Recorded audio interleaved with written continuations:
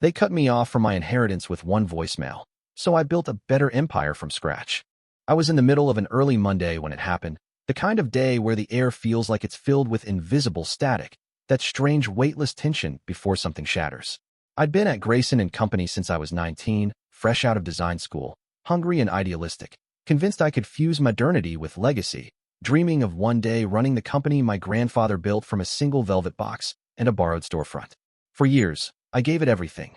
Late nights polishing drafts under antique lamps, negotiating with stubborn gem suppliers, curating launch lines that turned press heads and still managed to honor tradition.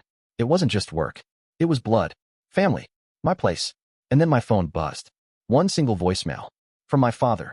"Mia," he said, and I knew it was bad because his voice didn't sound like him. "Things have changed. You won't be coming in anymore.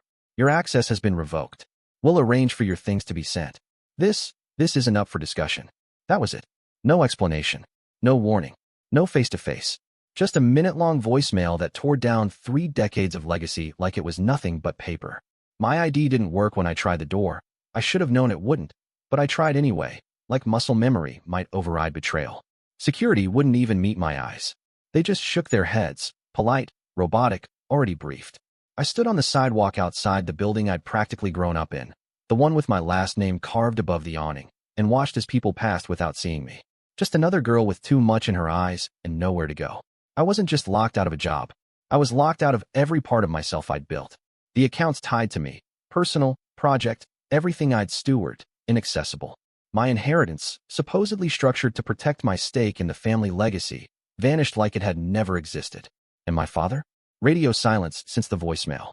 He'd always been controlled, deliberate. But this wasn't cold strategy. This was erasure. And the worst part wasn't the shock. It wasn't even the public humiliation.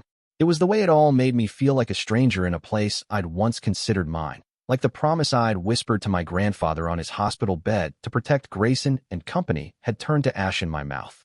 I don't know what I did to deserve it. Maybe I'll never know. Maybe that's the point. But one thing is certain, they didn't just kick me out of the business. They tried to erase me from the story altogether. People always talk about legacy like it's this glittering thing passed down through blood, like it arrives wrapped in velvet with a bow on top, and all you have to do is live up to it. But that's not how it worked in my family. Elias Grayson, my grandfather, was the kind of man who could hold a raw stone between his fingers and already see the finished piece inside it. He didn't talk much, didn't need to. His hands said more than most people manage in a lifetime. He built Grayson and Company with care, not ambition. Every ring, every brooch, every hidden clasp, it all came from this almost obsessive reverence for the human story behind the stone. He believed jewelry wasn't just decoration. It was memory, intention. Time turned to light. And then he died. And everything changed. My father, John, never had Elias's gift.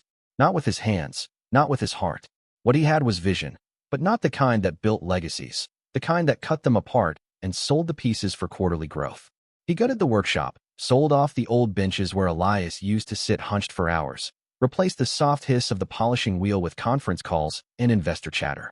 Gone were the artisans who'd spent decades shaping metal like it mattered. In came the consultants, the luxury strategists, the focus groups. The soul of the company wasn't just buried, it was sterilized. And me? I stayed. I studied gemology while my friends chased startups and influencers, spent summers learning stone setting in Florence, shadowed the last of the old craftsmen in Paris and Kyoto. I wanted to come back not just as the founder's granddaughter, but as someone who'd earned it.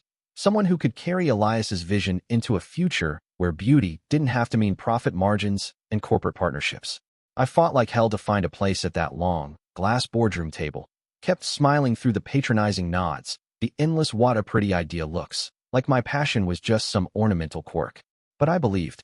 God, I believed so hard that maybe if I worked hard enough, if I proved myself enough, they'd see what I was trying to do, that the business could be both elegant and human again, that Elias's legacy didn't have to die just because the market shifted.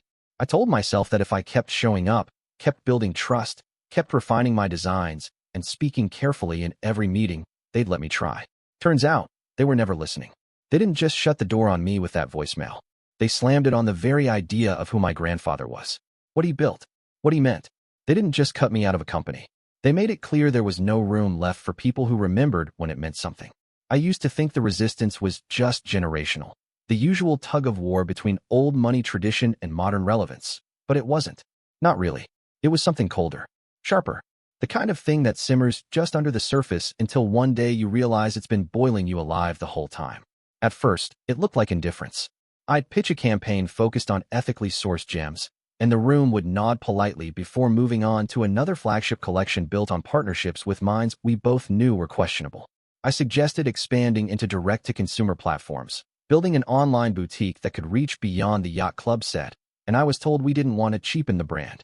When I proposed a more affordable line designed around minimalist heirlooms, something young people could actually afford and grow attached to, one executive laughed out loud.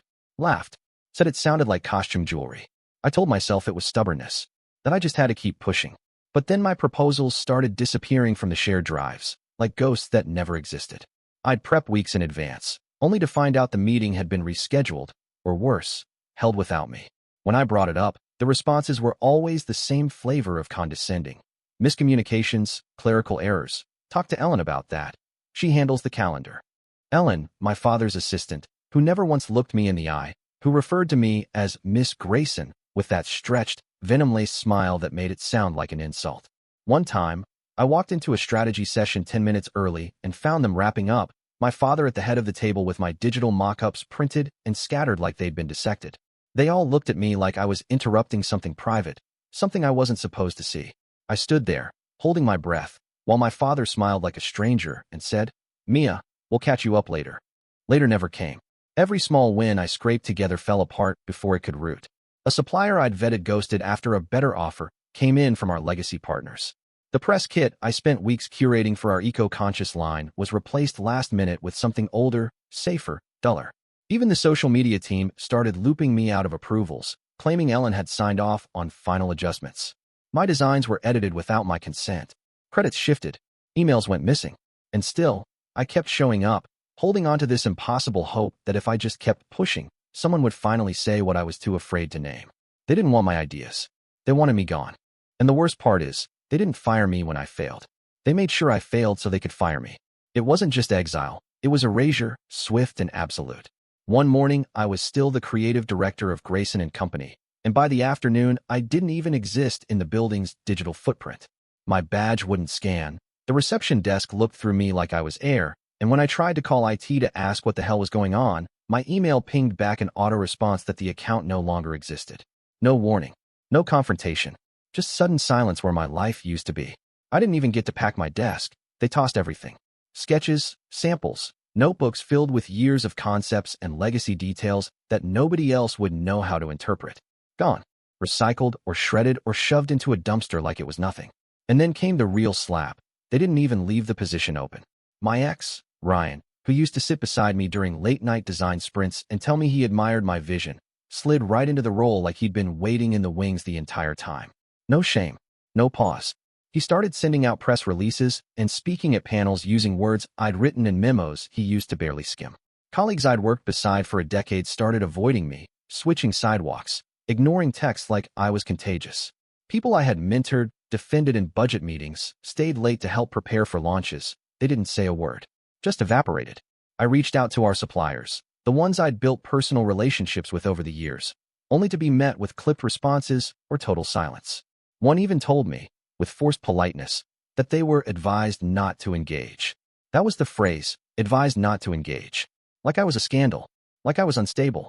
Then the family announcement hit the trade papers. A polished little blurb buried between new CEO appointments and luxury line drops. Mia Grayson has chosen to step away from her position at Grayson and Company to pursue personal interests. I read that sentence over and over, hands trembling, not sure whether to scream or throw up. Step away. Voluntarily. Like I had just waltzed out the door with a dream and a yoga mat. And then, because apparently public humiliation runs deep in my bloodline, my mother went on record in some society interview, saying that not everyone is cut out for the rigors of business, that some people are better suited to artistic pursuits. She said it with that glazed smile she reserves for galas and photo ops, like she wasn't gutting me in front of the entire industry. She called me idealistic, emotional, unfit. They didn't just push me out. They made damn sure I couldn't stand back up. It was a Tuesday night when the truth finally stopped hiding. I was on the floor of my apartment surrounded by half-unpacked boxes I couldn't bring myself to finish dealing with, pretending to read, but really just staring at words I couldn't absorb. My husband came in with that tight look on his face, The one I'd come to recognize as a signal. Something's wrong, but it's worse than you think. He didn't say anything at first. Just handed me a folder thick with printed emails, board minutes, memos I wasn't supposed to see. And there it was, buried in black and white, plain and damning. Grayson and Company was being sold. $42 million. Lux Holdings, one of those slick, faceless conglomerates that swallows old houses and rebrands them into sterile, glittering husks. The deal had been in motion for months. The documents were stamped, signed, dated, and every single one made it painfully clear that I had been the only obstacle. They didn't even bother hiding it. Internal notes saying things like PR complications if Mia's Ecoline goes live pre-sale, and potential risk if stakeholder dispute arises from founder's granddaughter. My name was a liability. My ideas, my legacy, my loyalty, all things that might scare off a buyer who wanted clean numbers and zero family drama. But that wasn't the worst part. Not even close. Tucked between the board reports and strategy decks was a legal memo. A trust amendment. Forged. Backdated. My signature printed in some grainy photocopy I'd never seen before. According to the new documents, my share of the company had been reassigned, consolidated under my parents' control, approved unanimously by the board. Except I never signed it.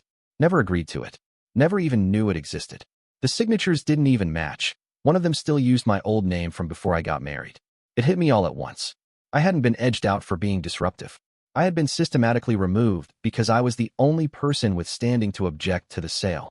My grandfather's legacy had been rewritten, scrubbed clean of anything inconvenient, including me. They couldn't risk me raising a legal claim. Couldn't let me speak to the press or rally the board or use my share to block the deal. So they buried me, locked me out, pretended I left on my own. And the moment I saw that forged trust, something inside me cracked wide open. Not grief, not even rage. Just clarity. I wasn't discarded for being too passionate or too naive. I was erased because I was the only one who could stop them. I didn't set out to start a company. I just wanted something to survive. Something honest. Something that still remembered what it meant to make something with your hands and put your name on it because it mattered. I reached out to the people Grayson and Company had discarded over the years. The old setters, the quiet carvers, the polishers who never fit the new aesthetic but could spot a flawed stone with a single touch. And to my surprise, they said yes. Every single one of them. Some had been working part-time at repair counters. Some had walked away from the industry entirely. But when I said the name Elias, their faces softened. They remembered. They wanted in. So we started small. Just a rented workshop space in the back of an old watchmaker's studio and a folding table in my kitchen covered in sample sketches, invoices, wire, coffee cups. I called it Elias Jewelry, not just because of him, but because of what the name meant. It wasn't a brand. It was a promise. We used stones from suppliers who still knew the names of the miners. We sourced metal from recycled sources and tracked every ounce. We built designs around meaning. Heirlooms meant to be worn, passed down, whispered about. At first, we were invisible. No launch party, no PR blitz, no press release. Just a quiet site, a few Instagram posts, a name that people could feel. Then something shifted. One of our first clients, a costume designer I'd met years ago during a museum gala, tagged us in a behind-the-scenes photo from a film set. A week later, one of our pieces showed up on the red carpet. No one paid for it. No deal. Just someone who loved what we made. Then it snowballed. Organic traction. Editors started emailing. Stylists started requesting samples. We had to double production within the month just to keep up. Investment offers came in. Real ones. From people who believed in the vision and didn't try to gut it in the fine print. We were barely 3 months in when our waitlist hit 2,000 orders. And through it all, I kept thinking back to the tiny velvet box my grandfather used to keep on his desk, the one he never let anyone touch. Inside it was a single rough sapphire, uncut, cloudy, still clinging to the stone it was chipped from. He used to say, "Every gem is born a secret. Our job is to help it speak." That's what Elias Jewelry became. Not a reaction, not revenge, just the truth, finally allowed to shine. I didn't expect to win. Not really. Not after everything. But when they called my name at the ceremony, for innovation in design, for ethics, for reviving legacy craftsmanship in a modern market, I stood there with that strange, detached calm that comes when you've been broken enough times that nothing shocks you anymore. The room clapped like it meant something, and for once, it actually did. Not because I wanted their applause, but because it wasn't stolen. It was mine. Elias Jewelry wasn't just thriving, it was redefining the conversation. We were in features, on covers, in conversations I'd never been invited to before. Our backlog ran 6 months deep, and I was already scouting new studio space because the old watchmaker's backroom could barely contain our team anymore. Meanwhile, Lux pulled out. Quietly, of course. They never confirmed it publicly, but everyone knew. Grayson and Company had become a liability. The deal collapsed under the weight of a fractured board, press scrutiny, and investor doubt that couldn't be patched with charm or numbers. I saw them for the first time since it all imploded at an industry show in Milan. My mother in a muted navy sheath dress 2 seasons too old. My father with that practiced posture he uses when he's pretending not to lose ground. They didn't approach right away. Just hovered near the display case, showcasing one of my pieces, a hand-carved ring inspired by the one Elias gave my grandmother before he could afford diamonds. When I walked past, my mother turned and smiled like she hadn't humiliated me in print, like she hadn't called me unfit. My father said my name like it was unfamiliar in his mouth. They asked to talk. Of course they did. Said there were opportunities for reconciliation. Said maybe we could bring the Grayson name back together under one banner. Said the industry would love a story like that. Full circle, family restored, the phoenix rising. I didn't even flinch. Just handed them a letter from my attorney confirming the final ruling. The trust was void, the documents were forged, and I was now legally reinstated as the sole heir to Elias Grayson's original holdings. The pieces, the patents, the name.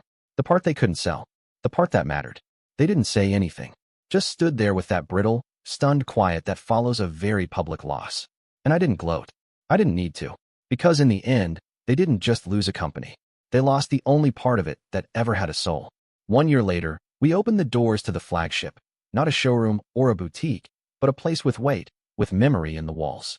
We found the old workshop where my grandfather had started it all, the one buried under years of dust and neglect just 2 blocks from the building that once refused to let me through its doors. We stripped it down to the beams, exposed the brick he once leaned against, preserved the grooves in the oak table where he'd etched dimensions in pencil. And then we built up, glass cases without locks, workbenches in the open, a studio behind clear panels where you could watch every step of the process from sketch to setting. People came not just to buy, but to learn, to see, to remember what it looked like when things were made to last. Elias Jewelry didn't just grow, it rooted. The kind of growth that feels earned, not lucked into. We weren't just building inventory, we were building trust. Our team expanded slowly, carefully, full of people who had been told, like me, that they were too much or not enough. And in that space, in that rhythm of creation and collaboration, I finally started to breathe again. I wasn't waiting for the other shoe to drop. I wasn't waking up with emails that erased my work. I was building my own legacy, not as a reaction, not as a rebellion, but as something real, something mine. And then, one evening, just as the sun dipped behind the glass storefront, I looked up from the display table and saw her. My mother, standing on the sidewalk like a ghost, hands clasped in front of her coat, staring into the store like she was seeing it for the first time. She didn't come in. She didn't speak. But she nodded, once, quiet, barely perceptible, and then walked on. I stood there for a moment, unsure what to feel. But nothing rose. No ache. No anger. Just peace. Because that nod didn't matter anymore. Not really. Because I was already free.